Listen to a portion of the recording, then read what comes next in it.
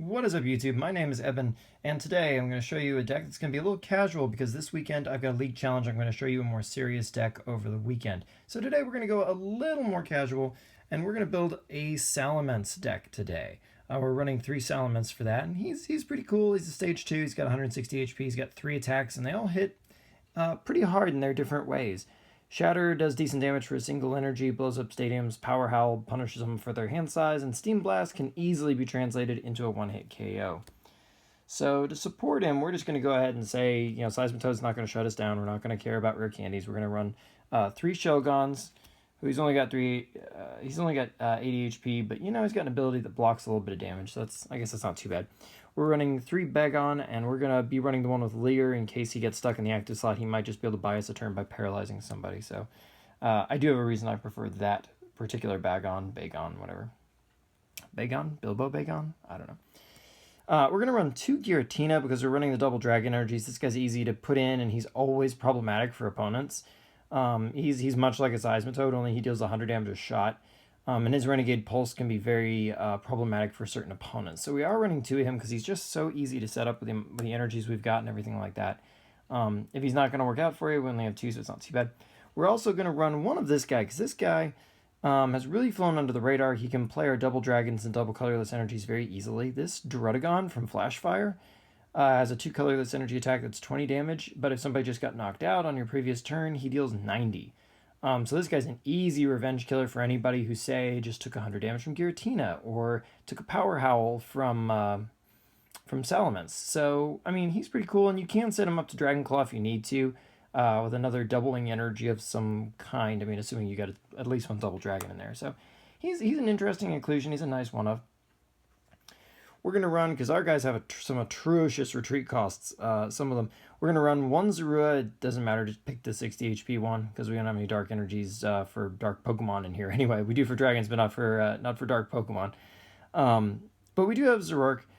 We can put double colorless energy on him to Mind Jack, but his stand-in is going to be very useful. We do run a couple of float stones. Spoilers, but we need a way to get them out of trouble just in case, or if they get status, we don't want that to instantly equate to a knockout on our opponent's next turn. So Zoroark's a good inclusion, very useful for us.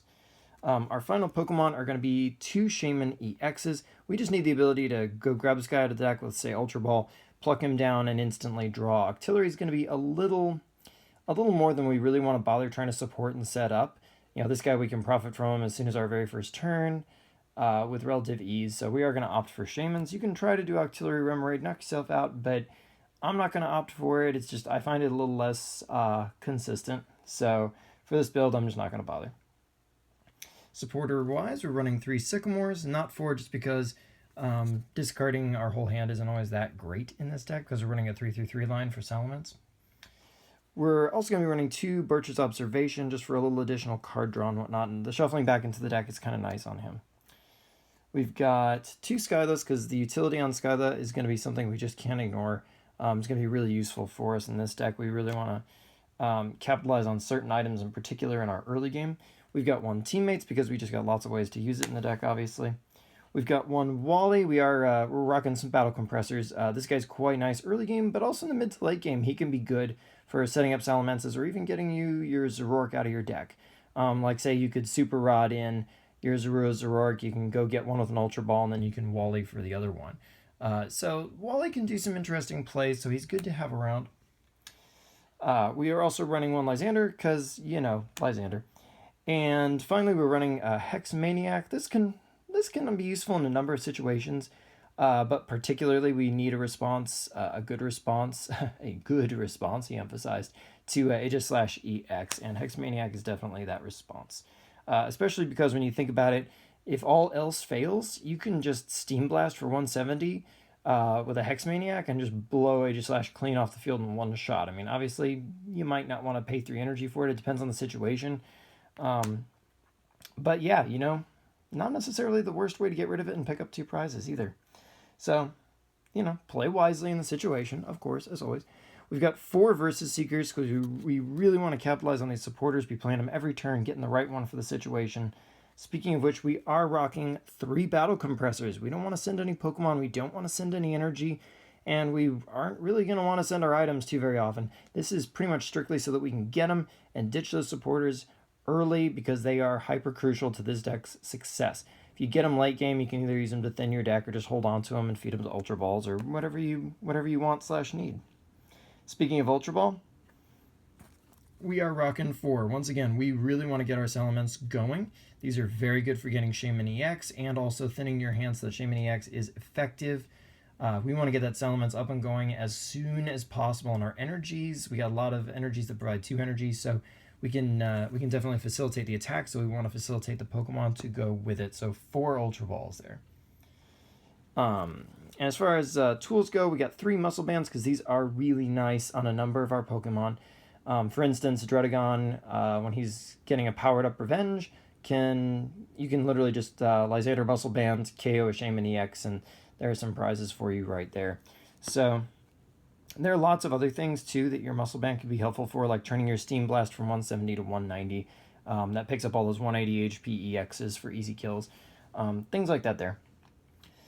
We are running 2 Float Stones. These are primarily for Zoroark, but don't be afraid to put it on Salamence or Giratina if you're kind of in trouble and need to bail, because that's, after all, what they're here for. They're for kind of keeping you from getting locked up and stalled, because that is not good for you when that happens. Okay, we aren't running many basic energies, but the ability to Skylar for the letter to go get them is pretty important, especially for Power Howling with Salamence, so we do include a letter for that reason. And for similar reasons, we're running the energy retrieval, because, like I said, we can get a little energy starved in case the game goes long. And if the game goes long, we do want to have some kind of a response so that we don't just pretty much auto lose if we get hit by a bunch of hammers or something like that. We need answers. And we are running a town map to kind of pick our one-ofs and keep our consistency when we pick up our prizes. This is a deck that really appreciates that. I know I've been running a lot of decks that need that lately, but you know what? That's fine. It's part of the game. It's a good card. And we are running 1 Super Rod because we are going to need to stuff our dragons back into our deck and sometimes maybe even our basic energies. So Super Rod's a nice utility option in the deck. We kind of have to have it. And energies are pretty straightforward. We are running 4 double dragon energies. We are rocking out to 4 double colorless energies for all the obvious reasons. And our basic energies, we are just running 3 fire, 2 water, because the fires are a little more needed early on, like for shatter and whatnot. So since our energy counts and needs are slightly higher for fire, like there's 2 fire in the Steam Blast cost, that's why we're running 1 more fire than water. And that is the deck. All right, so until next time, like, comment, subscribe, check me out on Twitter. Link is below as always, and I will see you next time.